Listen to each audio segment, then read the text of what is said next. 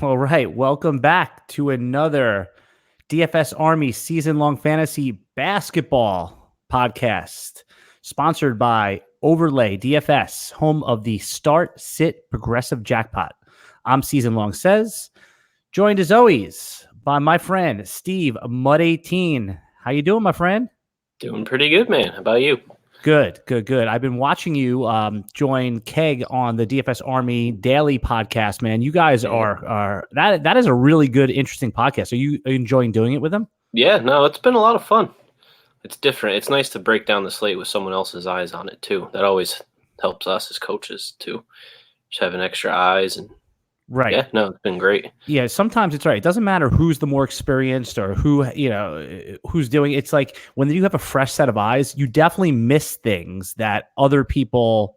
So it's like you're seeing things that he doesn't see, and he's seeing things that you don't see. That's really cool. Exactly. Yeah. That's it's that actually is one of the thoughts I had by having you join me on here, because I study season-long fantasy basketball. I know you're mostly in the DFS, but just from our first conversation together, I knew right away that you see basketball a very different way. You peeled that back the onion layer a little bit, and I enjoy having you on. A lot has happened since our last weekly podcast, and what we're going to do is catch people up on some of the news and then go into what we thought were we'll go about 5 or 8 big surprises so far in the fantasy season, things that we did not see coming. How does that sound? Sounds good. All right, cool. So first of all, did you own Steph Curry in any of your leagues? I have him in one league. Yeah. What number did you get him at? What pick? I think he was 4 or 5. Yeah, you were feeling good when you got him there, right? Yeah, absolutely. Well, that's a good piece of news to start off with. So what do you think? There's some talk, you've heard about the tanking with Golden State.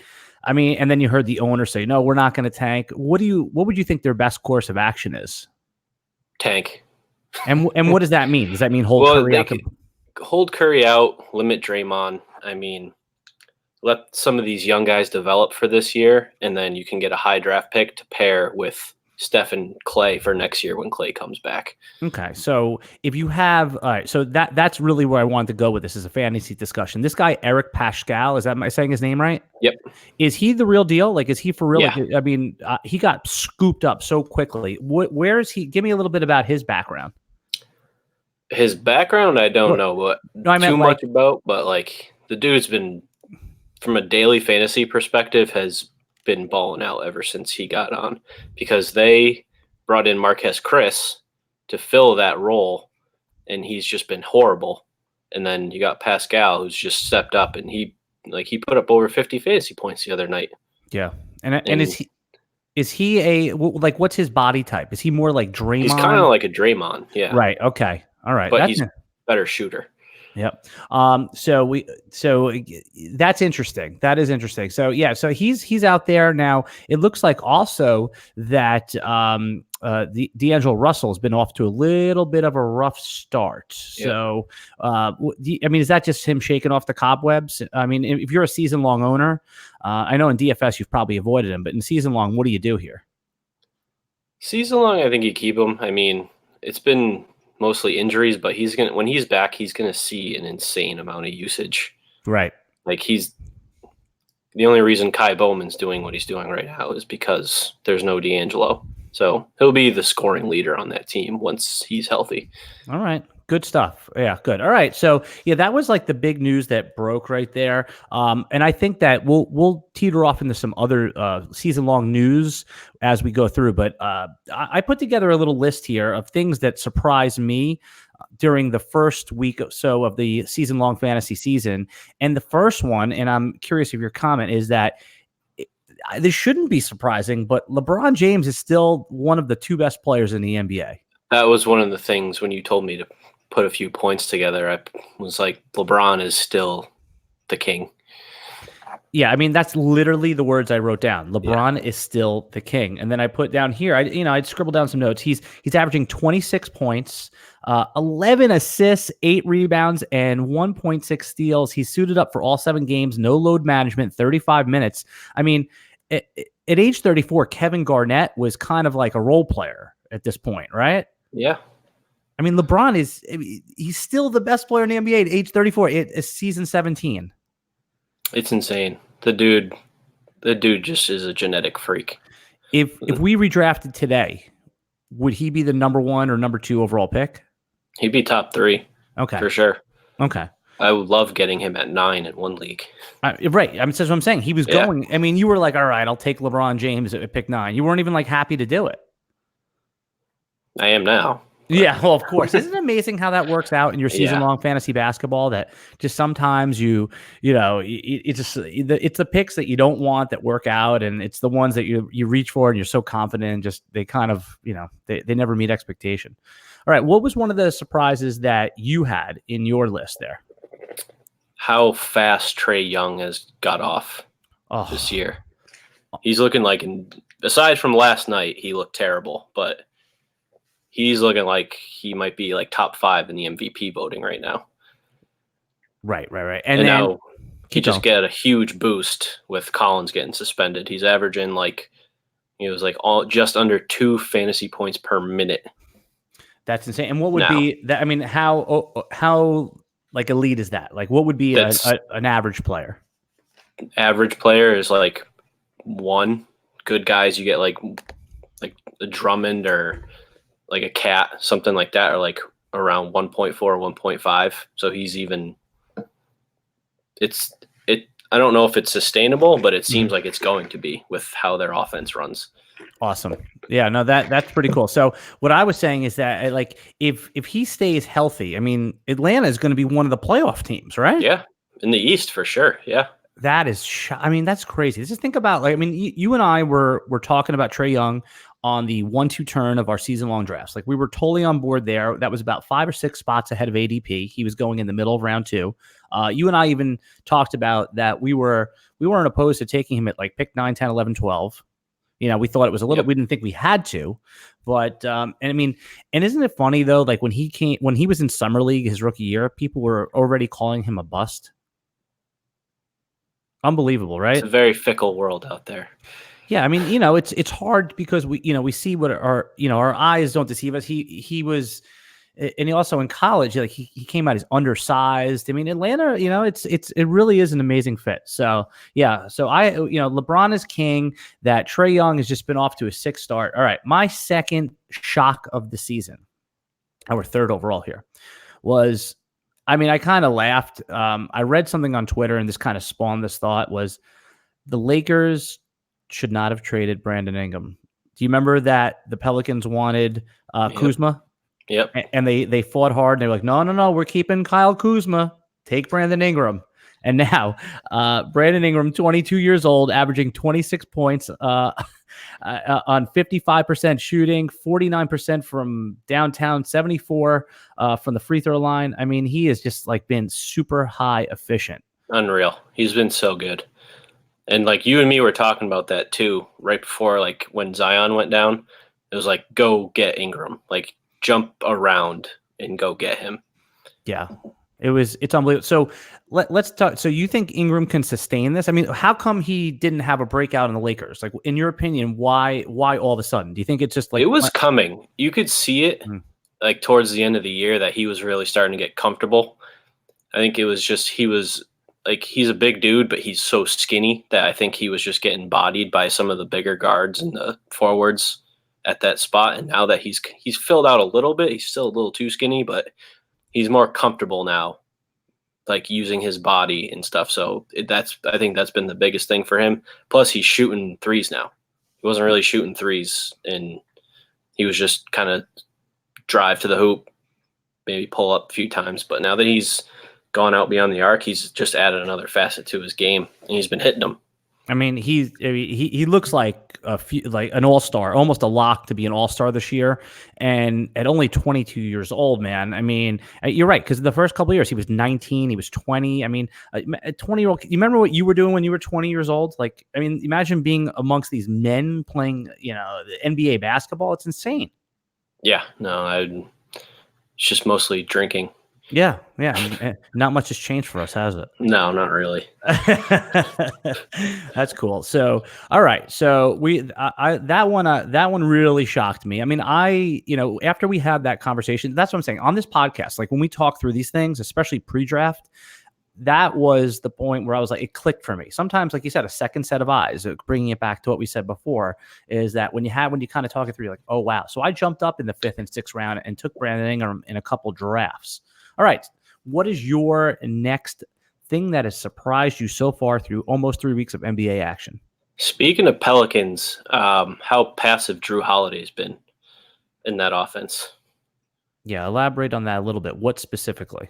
The production hasn't been there for him. Like I know it's because Ingram has stepped up and it's taken a hit, but I didn't think he would take this much of a hit offensively.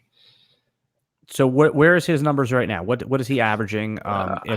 Give me his points and assists. While I was on board. This could end up being one of my biggest misses. While Steve's looking it up, I was on board with taking Drew Holiday at the end of the first round. I knew you didn't have to do that. In a couple of important drafts, I drafted him on the 2-3 turn.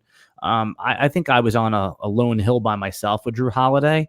I didn't. It has been disappointing. He came out. He had a little bit of an injury bug to start off with, but I'm still optimistic. I guess because I own him. But where's he at right now from in a stats spot? He's averaging 14 points per game, down from 21 last year. That's bad. The rebounds are right about the same at 5, and the assists are down from 8 to 6. Yeah, and that may not sound like much, but in season-long fantasy league, assists are usually worth more than points, aren't they? Yes. Yeah, they'll give you, so a point is worth 1, and an assist sometimes is worth up to 3. And in some of the major fantasy sites, what are they worth? Is it 2 or 3? The assist? It's 2. Okay, mostly, it's 2. Yeah. Okay, so it's and for good reason, because it's less assists. But when your point guard that you took in the early rounds is averaging 2 less assists, and he's playing 4 games in a week, that's some major point totals. So I definitely agree with that. That's a good one. Also with the load management stuff, this wasn't on my list, but it's interesting to see that LeBron is not being load managed yet. Do you think, and that Kawhi has already had some games? I mean, the cat is out of the bag with load management as far as season-long fantasy basketball, but how are you handling that in your leagues? I mean, you just like almost ignoring it. I mean, did it affect anything to do with your drafting? Is there anything that surprised you with load management so far? Not really. I kind of knew, I know we had talked about Kawhi. We knew that he was going to be load managed the whole year, so we were telling people not to draft him in the first round.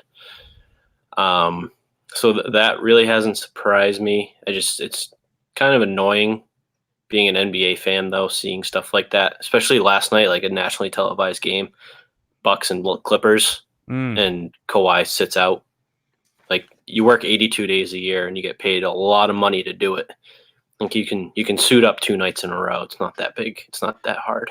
Yeah, but I mean, you know what it's all about. It's all about, for these guys, it's about the playoffs. So, I do get it. I mean, Popovich figured it out, a bunch of years ago with his players, and I do understand. But the solution is obviously what? To play 55 games, right? I mean, but it will never happen. Just like, we know all the reasons why, the financial ramifications. But yeah, I guess that's not a surprise.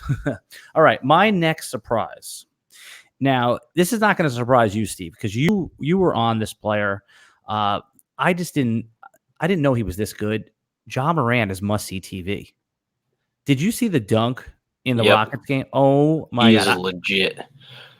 He is scary. Yeah, so Ja Morant, who was the number 2 overall pick after Zion. I mean, in all fairness, we haven't seen Zion in real NBA action yet, but I think if we redrafted today, like the real NBA draft, I think there's a case for Ja Morant to go number 1 overall ahead of Zion, being that I don't think the Zion injury is, it has to do, I think this could be a perpetual problem. But is that a totally wild take, or do you think Ja Morant would have a case to go 1 overall? No, I thought the Grizzlies got a steal when they got him. He's scary. He's going to be a freak in this league for a long time. Was he that? I mean, I follow college basketball mostly in the tournament, And in the conference tournaments leading up, that's when I start doing my scouting. And that's when I start saying, okay, who are the good players? I just don't have the bandwidth to watch regular season basketball for NCAA. So was he, did he come out of nowhere? Or was he a prospect throughout the whole tournament, leading into the tournament? He was a prospect, but he was on one of those, he wasn't on a big conference team. Okay. He was in a middle tier conference, but he was head and shoulders above everyone else in that conference. Yeah, he was Murray State, if I remember correctly. So, and that's what I'm saying. So with a top 3 or top 4 lottery pick, you want to be. This is what I always say, especially in football and in basketball. I want to be able to turn on the TV if I haven't seen him yet and say, "Oh yeah, that guy right there. That's the guy they picked." I don't want to know anything else besides see him. And when you see John Morant play, it's just unbelievable. If you haven't seen the dunk, and I know it's just one play, it looks like literally that's the definition of posterized. Yeah. It's just Google it or just search it in YouTube. It's the game against Houston. He made this dribble and then just cocked it back and just crush. When you're watching TV like that, do you do the thing where you go, oh, it's great? I do it all the time. My wife thinks I'm nuts. No, I've gotten yelled at too many times for it. Right. So I've learned to stop. You just sit there and just stare at the screen and acknowledge it mentally. I'll do the silent. For those of you who are listening on the audio cast, Mutt just opened his eyes and pulled his face back and almost did the mind blown emoji sort of thing. Pretty much, yeah. Yeah. All right, cool. All right, you're up, man. What's one of the? This is a good conversation. I like the things that surprise, because the things that surprise one may not the other, and a couple of things you've already said, it just kind of brought light. So, what's the next thing that has surprised you so far in this short NBA season? Well, I'm going to stick with the rookie theme. RJ Barrett has been phenomenal for the Knicks so far. And that shocked you? He's been so well. He's so more well-rounded than I thought. He's contributing in every category. He's scoring. He's playing a ton of minutes. The Knicks actually got a pick right with that one. Well, the Knicks have actually gotten, a decent amount of picks right. They've just poorly managed the team. Yes. Porzingis, everyone hated the Porzingis pick. You remember that? Yep. Then they traded him. I don't know why they did that. So what else about Barrett's game do you like? Has he been playing defense as well? Has he been a solid defender? He's been solid. He's been as solid as you can get pretty much all the way around. He looks like a complete player so far. Does he look like he could be the best guy on a team that could be the 5 seed in the playoffs? Mm-hmm. So you can build around him. Yeah. Oh yeah, definitely. All right. Because sometimes, with pick 3, it starts to get dicey. You're like, okay, this could be my third best player in a playoff team, but you think that he could be the man. Yeah, I do. From fantasy perspective, man, I've just been following along as a Knicks fan, and it's just been unbelievable. Yeah, his numbers. He's 16, 5, and 5 every night. Yeah, pretty much. I think he had one bad night, but he's a rookie, so right, it's going to happen from time to time. So right now, obviously Zion's out. Who would be who would you project to be the favorite for Rookie of the Year? Right now, I think it's Ja. Right. So you still think at this time, but RJ is gonna make a case. All right. I'm going to ask you this every week. I'm going to ask you your season. All right, let's just go 7 games in. Who would be your MVP right now? LeBron. Okay. Isn't it funny? It's like when they don't give the MVP to Brady or Russell Wilson. It's they almost get bored of giving it to the same guy, but that guy deserves it, Yeah. And then who would be your most improved? Most improved. Actually, hold that thought, because let me hear, because it's one of my shocking things of the surprise of the year. Actually, wasn't prepared for that question. Let me think about that. You throw yours out, and then I'll come up with. That's one of my next themes. My surprises of the fantasy basketball season is, I think Shai Gilgeous-Alexander. I expect him to be good, but right now he's looking like a superstar, like a legitimate superstar in the NBA. He's super young. He's definitely.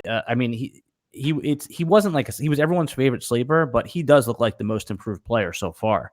Have you been impressed with Shai's performance so far? It's a good pick. He was on my short list that I just came up with. Cool. Yeah. No, I do. By the way, I do put you on the spot a lot, and I appreciate your quick wit. Shai's only 21 years old. Last year, I'm just looking at his year-to-year numbers. Last year he was 26 minutes. This year he's 35. He was 10 PPG last year. So far through 7 games, he's 22 points. And I mean, the usage rate is ticked up about 20%. I mean, early on in the season, he's delivered on the preseason hype. Yeah, no, he's been great. Cool. All right. Give me your next surprising thing, and then we're going to do is take a short break after that and talk about our friends over at overlaydfs.com. I have a good story about them to tell you. So your next surprising thing of the NBA season. How good Dejounte Murray looks. Wow. Coming back from injury. Yes. That dude is going to be once he gets off his minutes limit, he is going to be an absolute monster. So where's his minutes right now? Is he? They're capping him at like 23, 24. Smart. The Spurs are so smart, aren't they?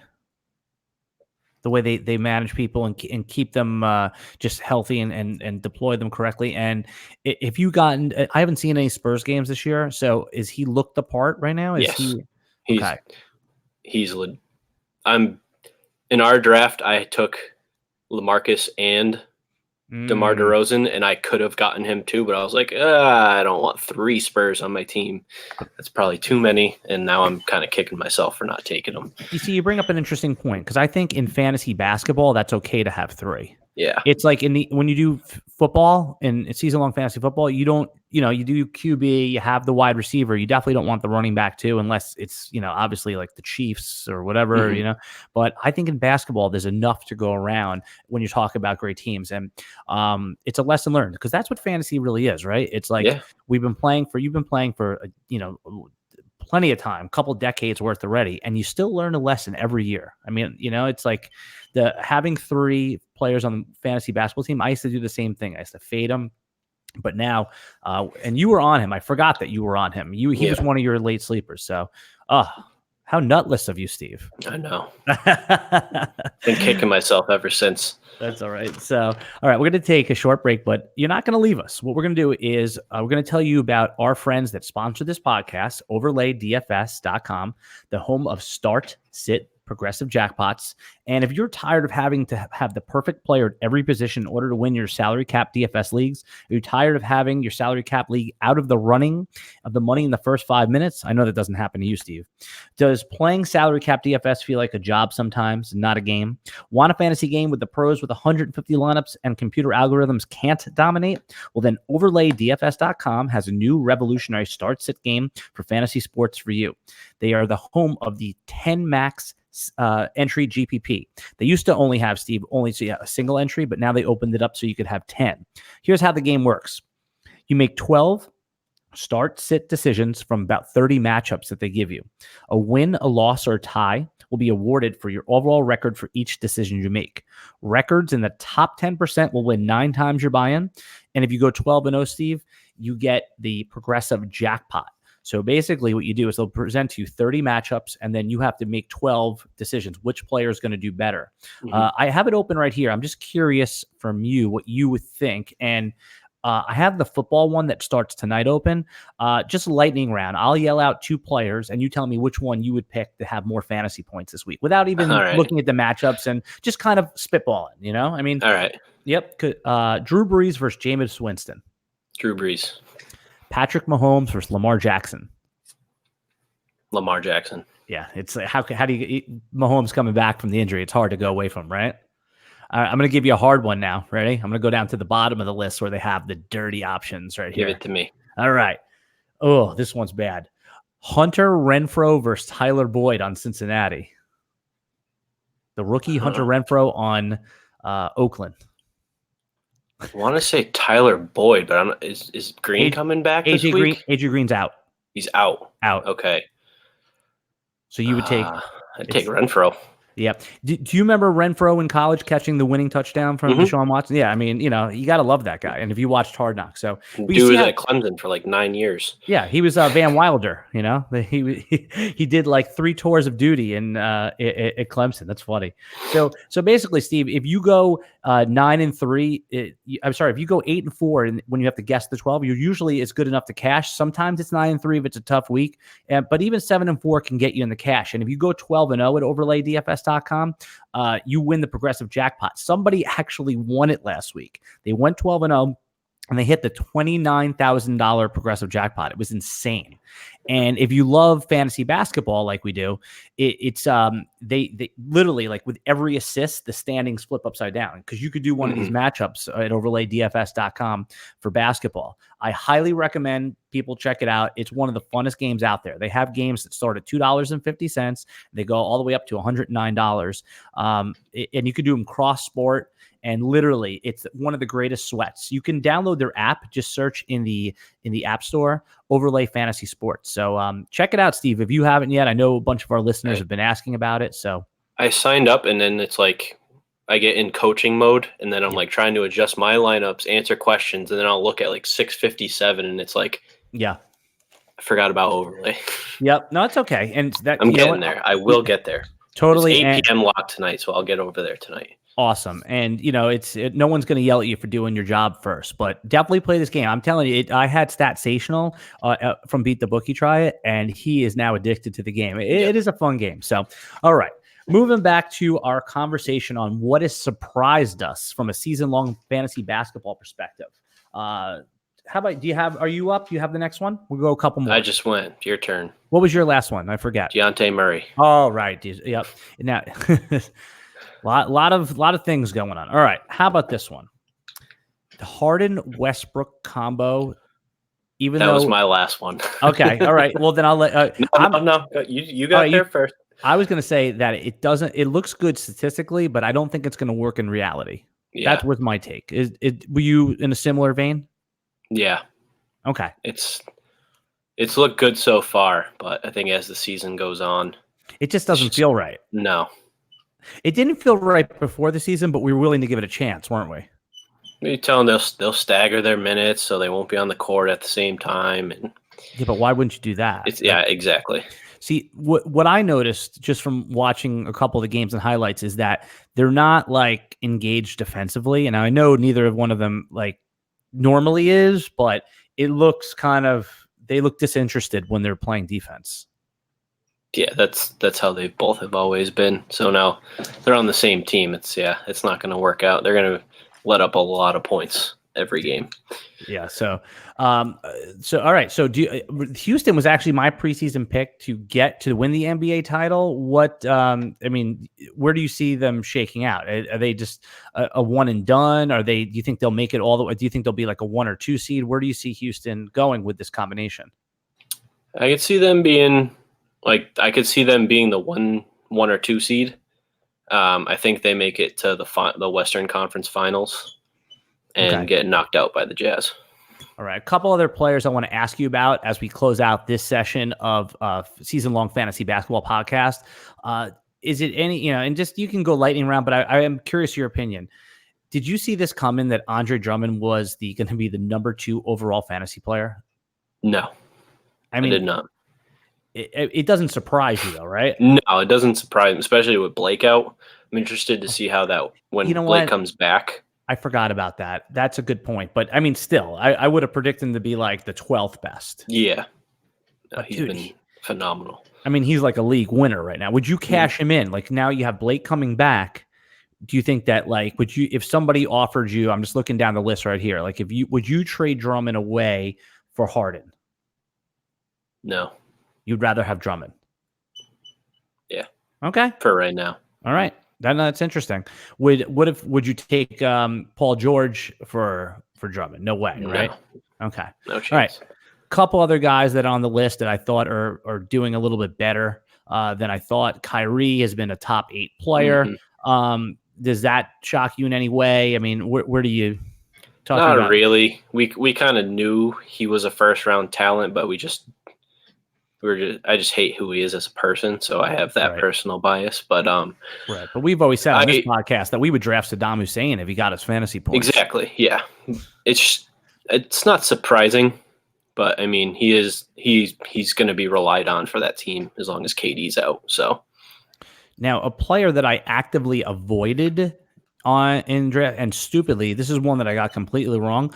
Malcolm Brogdon is a top 12 fantasy asset. Is that going to stay like that, or do you see that possibly just, that'll fade out? I mean, how is he a top 12 fantasy guy right now?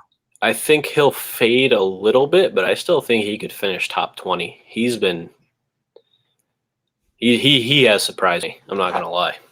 If we were drafted today, where would Malcolm Brogdon go? What round? Probably like end of the second. Yeah. Yep. So just a couple comments right here. Here we got Bill, who is a first-time viewer. What's up, Bill? Definitely thanks for watching the season-long fantasy basketball podcast. We have one of your fans on here is asking, where is the Keg and Mutt show? That is the daily fantasy show. So we appreciate you coming over and checking us out over here. But this is the season-long show, and we welcome all viewers. If you're a basketball junkie, this is the show for you. Now, just talk a little bit about Mutt on your show. Give yourself a little bit of plug. What are you guys doing over there? Talk about the crux of what happens on your daily show there with Keg. So basically we break down the slate at 11 o'clock in the morning. So you're getting a jump start on all your research by Eastern time, right? Eastern time. Yeah. Just by listening to us drone on for about 30 to 45 minutes every morning. But we break down the slate. Sometimes we go position by position. Sometimes we go by salary, game by game. It really depends on the slate. We try to identify some value early on that we can, the top plays, and then kind of where to pivot when we know that guys are going to be chalky. So, yeah. So I watch that show. I don't get to watch it live because I'm stuck at work, but it is viewing for me on my lunch hour about an hour later. And I know just from my DFS lineup, sometimes I bang my head against the wall, but you guys make it easy because you don't just give out picks. You do that. You say, hey, this is a good guy, but how you guys explain and break down the picks is really what's interesting to me, and it helps me become a better player. So that's what I really like about watching that show. It doesn't just break down the goal. Slate. Yeah. So that's why they call you coaches. So make sure you if you go and sign up for, if you're watching this on the public feed for the VIP membership at DFS Army, you can get and talk to Steve at Mud18 in the Slack chat. And if you use the code SAYS, or do you have a code also, Steve? Yep, Mud18. Mud18, you can either one of those codes, get 20% off, and join us over at DFS Army. Also, what we're doing now is Beat the Bookie. Beat the Bookie is a special section of DFS Army, and use promo code BTB to get 20% off. And that one, where we break down all of the sports and betting angles from all different sports. The coaches over there have been insane. Have you checked out their section? Yeah, I've been following them for a while now. They're ridiculous. Ridiculous. I mean, and again, they're not just giving out picks, which they are doing that. But they're not saying, hey, here, my picks, I have the crystal ball. Because if anyone really had the crystal ball, Steve, they wouldn't be working for DFS Army. Exactly. They'd be doing it on their own. But their process is so well thought out. It is so meticulous, and they make it, they put it in chunks of easy reading. I admitted on the podcast last week that I read their stuff when I'm on the toilet, and it keeps me there for a long time. What do you read on the toilet, Steve? I just kind of scroll through FanDuel and make some lineups usually. All right. So what an advertisement for FanDuel right there. I know. Yeah. Shameless plug. Lineups while you're making duty. All right, my friend. This was awesome. We're going to do this once a week. We're going to try to do it early in the week, but sometimes we'll do it on Thursday. We wanted a little bit of more news to break, so we'll put out alerts. And what I want everyone to do that's watching this or listening to this in the audio feed is like and subscribe to the DFS Army YouTube channel, Twitter, and Facebook. If you're watching right now on YouTube, just ring the bell, and you'll get alerts when we go live. Steve, anything else? I got one or two more players before we sign off that I've been dying to ask you about. You were a big Zach LaVine guy coming into the season, and geez, did you hit it right? He is a top 18 fantasy asset right now. He was being taken in the 8th round. Yep. How'd you know? I just have been watching him all off season, just reading reports and stuff. And then if that team could actually finish a game, then he'll be even better fantasy wise, but they seem to blow every fourth quarter lead they can. So okay, so I still think he has some ceiling to go. Yeah, all right. So that one you nailed, and but I don't want to just tout our victories. I'm gonna give us one that I'm a little concerned about. What's going on with Bradley Beal? Not that he's been bad, but he hasn't been a top 8 guy. It's been more like a top 20 guy so far. Yeah. You've been watching him a little bit more closely than I have. What's been going on with Beal? Why hasn't he been like super elite to this point? I know it's only 5 games and that's like nothing, but what's happening there with Beal? Rui Hachimura has been a big part of that offense. Like I thought going into the season, it would be like Bradley Beal. That's it. He's going to take 30 plus shots a game. But I mean, that kid Rui Hachimura that they drafted has been really good offensively. So that he's taken the load off Beal. Hachimura went to Gonzaga, right? I believe so, yeah. Yeah, I remember seeing him in the tournament. So, all right. Well, if you're as excited about fantasy basketball as we are, Steve, I always like having a conversation with you because you're the only one that I know is as crazy about as I am. You can catch Steve on his daily fantasy basketball show with Keg. You guys do what, 5 times a week?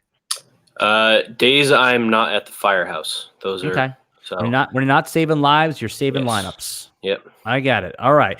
And then you can catch me, Season Long Says, on our fantasy football shows. We have the Waiver Wire podcast, the Geeks Vegas Lines podcast on Wednesday. We do it all. And then our Beat the Bookies usually on Saturday. All right. Until next week, my friend Steve, we'll talk some more fantasy. Check out dfsarmy.com. Beat the Bookie. Later, guys. Bye-bye.